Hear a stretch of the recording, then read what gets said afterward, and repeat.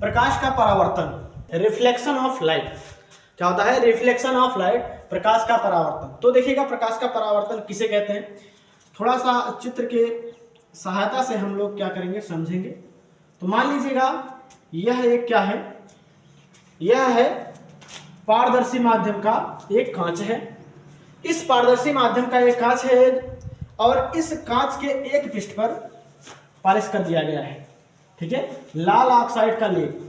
यहाँ पर एक पृष्ठ पर क्या किया गया है, कलई कर दिया गया है, लाल ऑक्साइड का लेप कर दिया गया है। देखिएगा लाल ऑक्साइड का क्या क्या किया गया है, लेप किया गया है, लाल ऑक्साइड का लेप, ठीक है, लाल ऑक्साइड का क्या किया गया है, लेप किया गया है। तो दूसरा जो तल है वह क्या बन जाता है, परावर्तक पृष्ठ बन जाता है, परावर्तक पृष्ठ बन जाता है, ठीक है। लाल ऑक्साइड का लेप किया गया है एक पृष्ठ पर, तो दूसरा तल क्या बन जाता है, परावर्तक पृष्ठ बन जाता है। तो देखिएगा जब इस पर कोई प्रकाश की किरण आपतित होती है, जब इस पर कोई प्रकाश की किरण क्या होती है, आपतित होती है, ऐसे ही आपतित होगा, इसे क्या कहेंगे, आपतित किरण, किरण। आपतित होने के बाद इस बिंदु पर टकराएगा प्रकाश किरण, टकराने के बाद यहीं से फिर क्या हो जाएगा, परावर्तित हो जाएगा, ऐसे। इसे क्या कहते हैं, परावर्तित किरण, परावर्तित किरण, ठीक है। देखिएगा जिस बिंदु पर टकराता है प्रकाश की किरण, इसे क्या कहते हैं, आपतन बिंदु, आपतन बिंदु, इसे क्या कहते हैं, आपतन बिंदु, ठीक है। देखिएगा इस बिंदु पर खींचा गया जो लंब होता है, इस बिंदु पर खींचा गया जो लंब होता है उसे क्या कहते हैं, अभिलंब, अभिलंब, ठीक है। इंसिडेंट रे है, ठीक है, इंसिडेंट रे है, परावर्तित किरण मतलब रिफ्लेक्टेड रे है, ठीक है। और आपतन बिंदु होता है क्या, इंसिडेंट पॉइंट, ठीक है। और अभिलंब जो होता है उसे क्या कहते हैं, नॉर्मल कहते हैं, ठीक।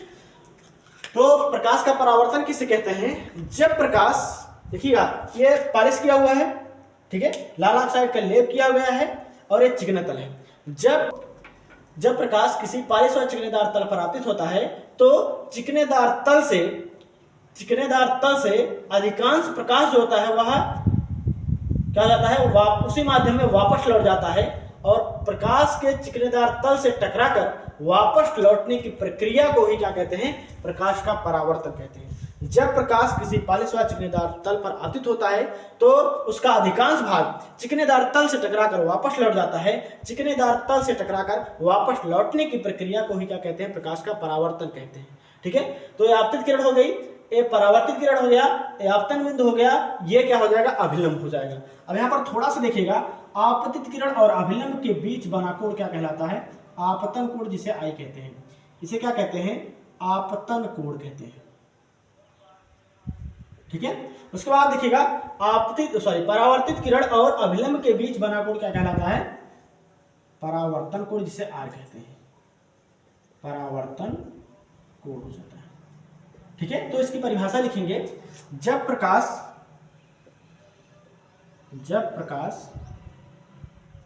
किसी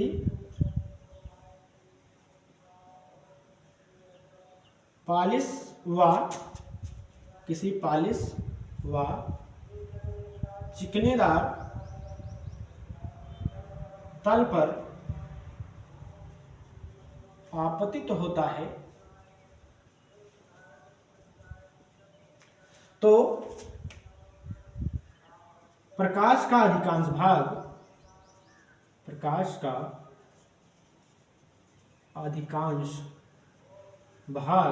चिकनेदार तल से टकराकर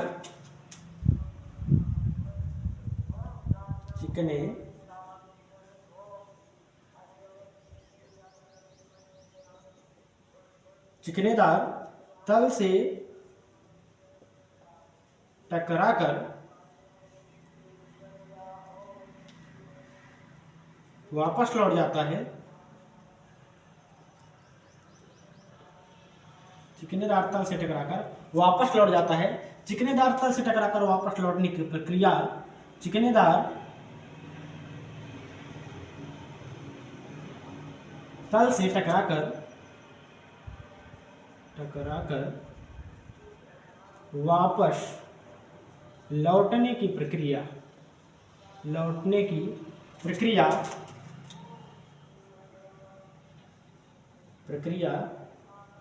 प्रकाश का परावर्तन कहलाता है। प्रकाश का परावर्तन कहलाता। ठीक है, तो जब प्रकाश किसी पालिश व चिकनेदार तल पर आपतित होता है तो प्रकाश का अधिकांश भाग चिकनेदार तल से टकराकर वापस लौट जाता है। चिकनेदार तल से टकराकर वापस लौटने की प्रक्रिया को ही क्या कहते हैं? प्रकाश का परावर्तन कहते हैं। तो आई होप आप सब समझ गए होंगे। तो आप इसका स्क्रीनशॉट लीजिए, उसके बाद हम चलते हैं प्रकाश के परावर्तन के नियम पर।